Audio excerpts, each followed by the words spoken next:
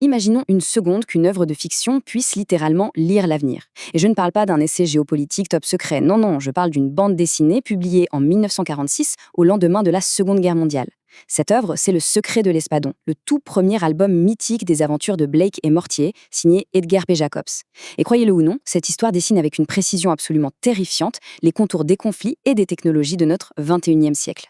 Aujourd'hui, dans notre décryptage, on va voir comment de simples bulles d'encre sur du papier ont pu anticiper notre réalité avec autant d'exactitude. C'est parti. La vraie question qui va nous guider, et c'est un mystère fascinant, comment cet auteur a-t-il pu deviner la suite de l'histoire ?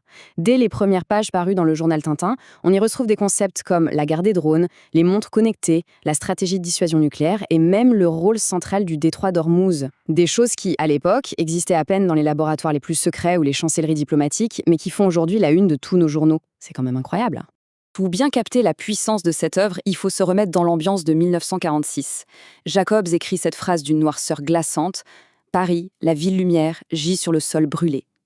Les lecteurs de l'époque viennent tout juste de sortir de la guerre et vivent dans la peur constante d'un troisième conflit mondial, potentiellement atomique. Le ton est apocalyptique, les enjeux sont colossaux. Le génie du récit, c'est de prendre cette angoisse collective palpable et d'en faire un moteur narratif d'une puissance inouïe. Commençons tout de suite avec notre première partie, une bande dessinée visionnaire. Sous ces airs de grande aventure classique, l'album cache une densité folle. On parle de 144 pages haletantes qui sont une vraie leçon magistrale de prospective. L'auteur ne prend pas ses lecteurs à la légère, il refuse la facilité et leur propose une véritable grille de lecture pour comprendre un monde devenu soudainement très complexe. Bref, ce n'est pas juste une petite évasion littéraire, c'est une anticipation rigoureuse des dynamiques de la fin du XXe siècle. Accrochez-vous parce que les prédictions jetées sur le papier en 1946 sont hallucinantes. Avant même qu'on popularise le terme de guerre froide, l'histoire en décrit déjà tous les mécanismes. L'Espadon lui-même est un engin téléguidé, oui, un véritable drone de combat conçu des décennies avant leur utilisation militaire réelle.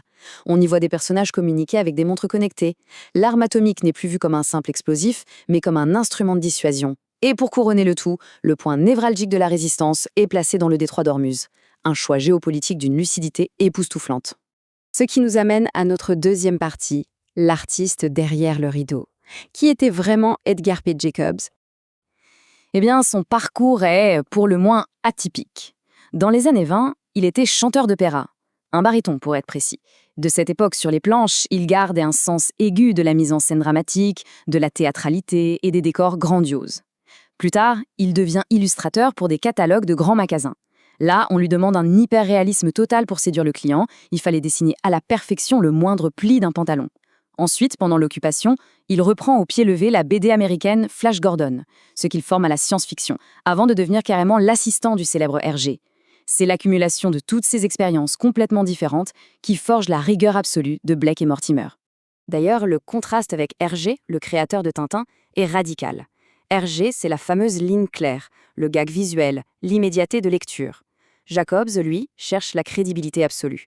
Il s'appuie sur des détails réalistes foisonnants.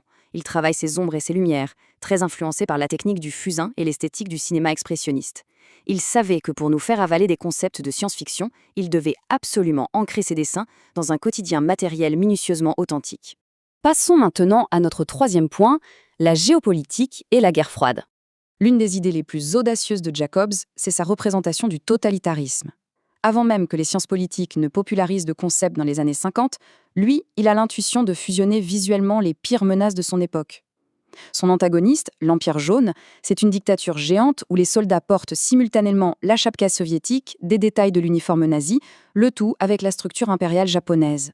L'œuvre crée ainsi un ennemi universel incarnant l'oppression absolue sans prendre un parti idéologique spécifique. C'est une dénonciation implacable de l'asservissement. Et son intelligence stratégique ne s'arrête pas là. Il avait parfaitement compris que notre dépendance mondiale au pétrole allait transformer la géographie des conflits. En 1946, les tensions sur les hydrocarbures commençaient tout juste à diviser les grandes puissances. Et devinez où Jacobs choisit de placer la base secrète ultime de la résistance ? En plein détroit d'Ormuz. Il désigne ainsi un point d'étranglement mondial qui reste, encore aujourd'hui, l'un des lieux les plus sous tension de la planète. Une lecture parfaite de l'avenir. Quatrième partie, plongeons-nous dans la technologie et la stratégie pure. L'attention portée aux détails technologiques est presque effrayante. L'usine atomique secrète de Skafel, dans le récit, est une reproduction étonnamment fidèle de la véritable usine américaine d'enrichissement d'uranium d'Oak Ridge, qui était pourtant sous un secret militaire strict à l'époque. Le cyclotron du professeur Mortimer est dessiné avec la même exactitude frappante. Jacobs avait surtout saisi l'essentiel. L'arme nucléaire modifie la nature même de la guerre. Il ne s'agit plus de se battre de front, mais de posséder l'arme ultime pour dissuader l'adversaire de lancer une attaque. Et au centre de tout ça, on trouve la machine qui donne son titre à l'œuvre, l'Espadon. Présenté comme un avion-fusée hypersonique capable de voler dans la stratosphère et de plonger sous les océans. Mais le plus fou, c'est qu'il opère de manière téléguidée, sans pilote à bord. C'est littéralement la conceptualisation du drone multirôle moderne. Des décennies avant que les armées contemporaines ne déploient de tels appareils, l'idée prenait déjà son envol sur le papier. Ce qui nous amène à notre 5e et dernière grande partie, l'ombre d'Ulrich. Toute cette narration fonctionne à merveille grâce à un trio parfaitement équilibré. D'un côté, on a le capitaine Blake, le soldat, le devoir, la défense de l'ordre mondial et la stabilité. À ses côtés, le professeur Mortimer, l'intelligence technique et la curiosité humaine inextinguible. Et face à eux, Ulrich, l'aventurier cynique, le rebelle sans foi ni loi, mais doté d'une intelligence redoutable. C'est un jeu constant. Sans Ulrich pour semer le chaos, Blake et Mortimer n'auraient tout simplement aucun monde à sauver. Le petit secret croustillant de cette histoire, c'est que ce personnage fascinant est modelé visuellement et spirituellement sur Edgar P. Jacobs lui-même. Ulrich, c'est son reflet sombre, le comédien qui assume le mauvais rôle avec un certain panache. Dans les opéras que Jacobs chantait autrefois, ses rôles de traître grandiose ou d'ange déchu étaient précisément réservés aux barytons. Ulrich est donc, littéralement, la voix sombre de cette symphonie visuelle. Tout cet ensemble s'inscrit dans un héritage littéraire très précis, qu'on appelle le merveilleux scientifique.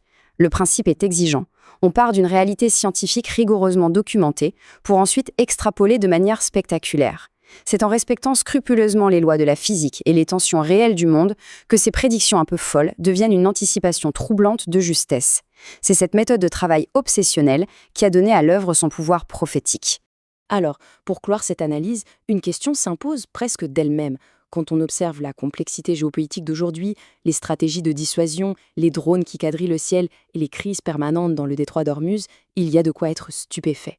Ces esquisses tracées en 1946 pour divertir la jeunesse d'après-guerre semblent être devenues notre carnet de route. Alors, la technologie militaire et la diplomatie ont-elles simplement rattrapé la fiction, ou sommes-nous en train de vivre, page après page, dans le futur exact imaginé par un baryton visionnaire? Je vous laisse méditer là-dessus, car la fiction d'hier, c'est bien souvent la réalité d'aujourd'hui.